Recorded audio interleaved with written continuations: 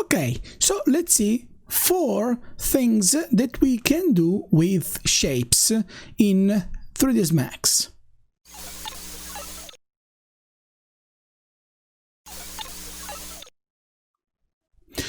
Thing number 1. When we draw shapes, no matter which shapes we draw, we can choose to have them closed or opened.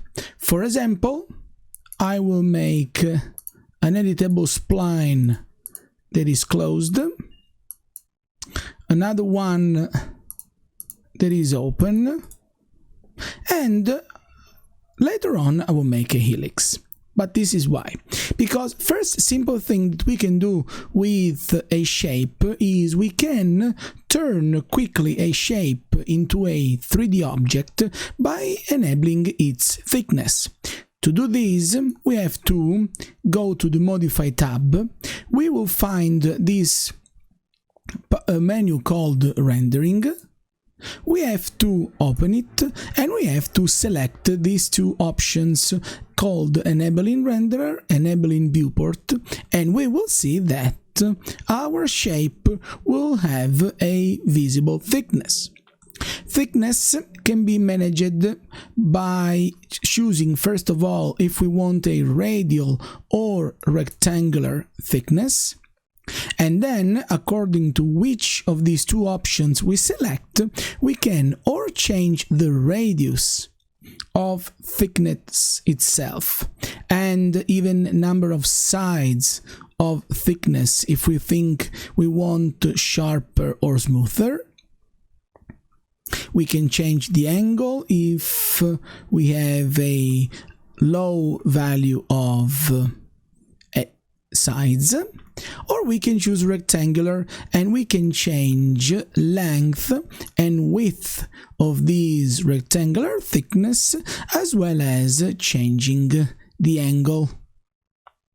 This method is true for whatever shape we create, no matter if our shape is open or if it is closed. To be the same, we just go to the Modify tab, enabling render, enabling viewport, and we can give thickness to our shape. This is a pretty common example when, for example, by using helix, we want to make a spring, because a helix that has a visible thickness and maybe in 2 parameters of the helix I just increase the number of turns, this would be nothing more than a simple spring. We can then just have fun by thinking that this is bouncing by playing with the height. We can make cables, we can make handrails, we can just give a radial or rectangular thickness to any kind of shape. And this is first. Second, we can use a modifier, and in this case we don't have to make the thickness visible. And first modifier that I want to show you is called Extrude. Now, having our shape closed or open will make a lot of difference, because using Extrude, and I've made these 2 shapes in the meantime, using Extrude is our first modifier. So we have to select our shape, we have to go to the Modify tab, and into the Modify tab up here where we see modifier list, we have to click this triangle and we will see how many additional tools 3ds Max has, and we have to look for Extrude. Basically, Extrude has 2 main interesting parameters that are amount and also number of segments that we will explore in another episode. But basically what Extrude does is it raises up our shape, or to be more technical, it gives third dimension to our shape by going perpendicular to the plane where the shape has been created. But as you can see, my shape that is closed becomes also a solid object. But if I use extrude on a shape that is open, the result will be slightly different, and I will create a surface instead. Same results will appear even if our shape is closed, but maybe because we've made a mistake, if we have self-intersecting shapes, so as you can see here, there is a side segment of my shape that is crossing another segment, but the shape is closed. But it happens that if I apply extrude, I will have again as result a surface and not a solid object. And this is extrude.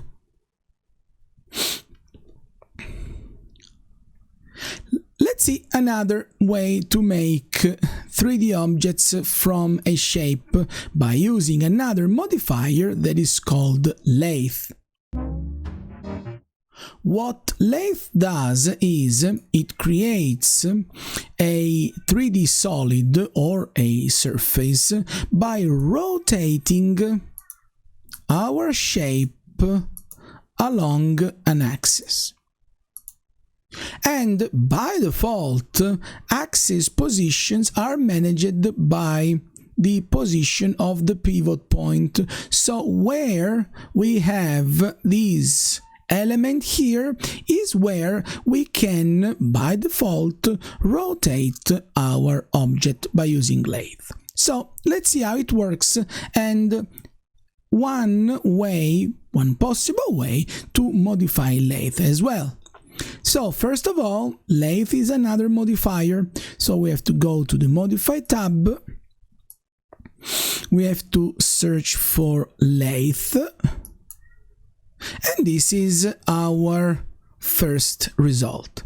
So we can see first that our object has been rotated by using y-axis as rotation axis, and this can be changed by quickly clicking on one of these three buttons, so that we can choose instead if we want to use the X, Y or Z axis to rotate our shape.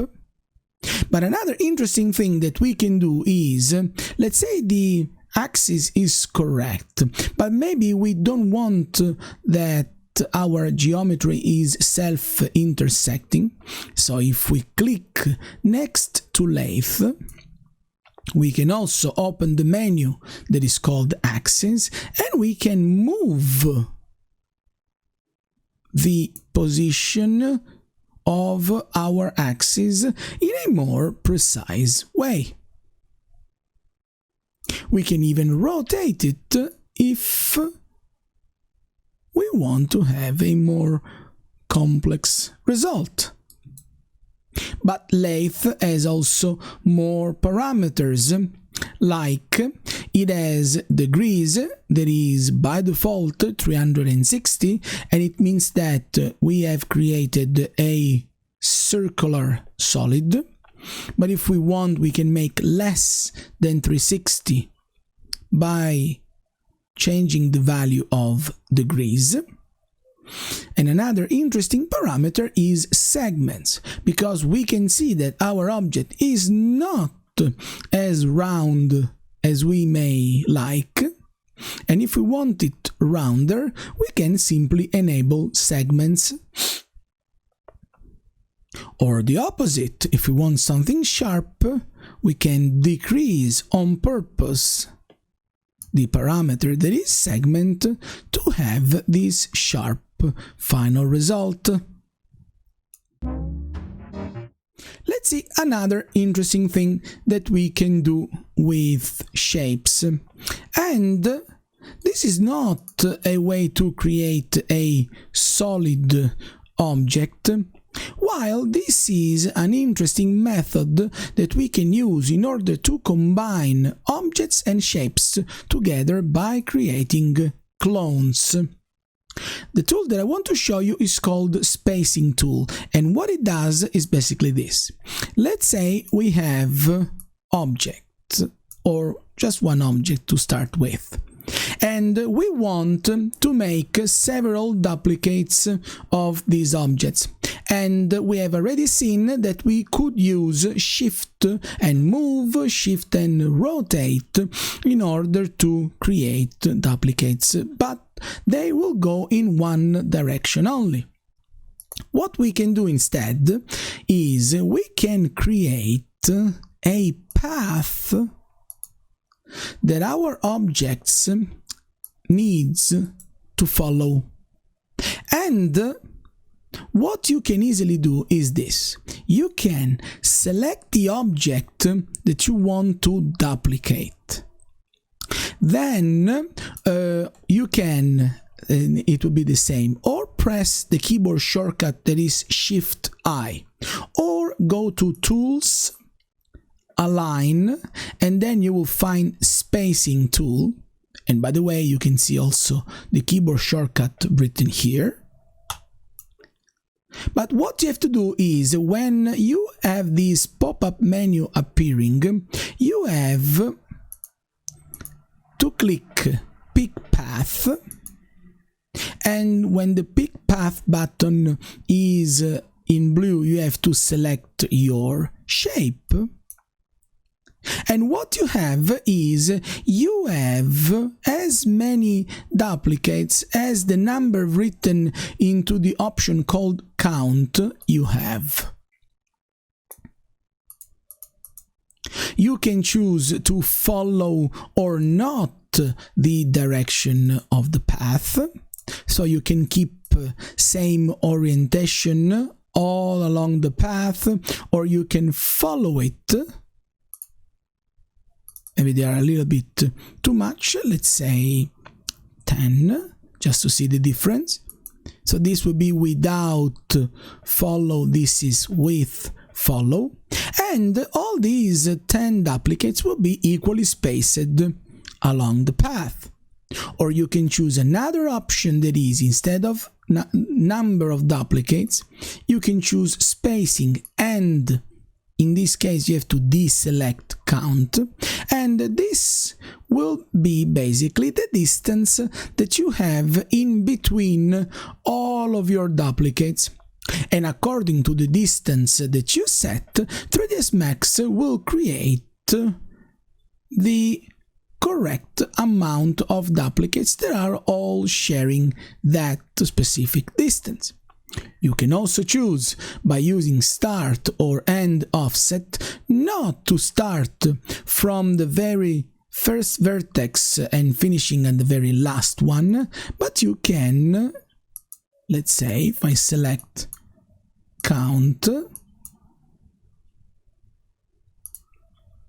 I can also choose to start after a specific point, or I can choose to finish before a specific point of my path. And even in here, I always have the option that is or copy or instance that will link parameters of all my duplicates. So, if you find this video interesting or useful, leave a like and let me know with a comment, and why not make me questions for other videos or suggestions, and why not subscribe for more videos like this. And as usual, have fun, bye!